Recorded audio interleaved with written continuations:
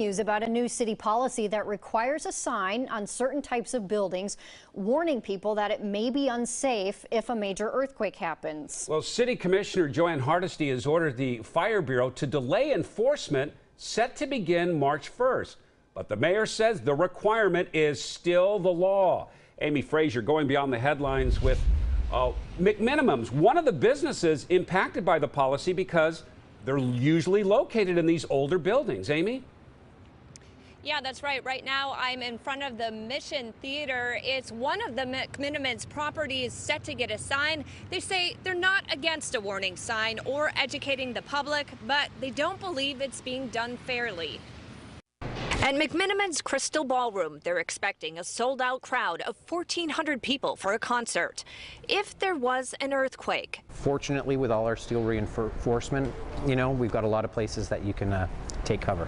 Jimi Biron, director of music and entertainment, says retrofitting at this venue is complete. We have several properties with varying degrees of retrofitting. McMenamins voluntarily went beyond what was required to open, just for the permits to open. And we are always on track to make the places safer and safer. He says properties like the Crystal Hotel and the Mission Theater have also had major work, but it's still a work in progress. Many businesses have done significant retrofitting, and the placard itself doesn't do anything to demonstrate to the public really what level of safety that building has been brought up to. The Portland City Council passed an ordinance in December requiring owners of unreinforced masonry buildings to post placards warning they may be unsafe in an earthquake. It goes into effect March 1st, but on Thursday, Commissioner Joanne Hardesty directed Portland Fire and Rescue to pause enforcement, saying no one is interested in putting our residents at risk, but we need to look at ways to better support businesses and nonprofits in seismically upgrading their buildings. Mayor Ted Wheeler oversees the Bureau of Development Services, also involved with enforcement.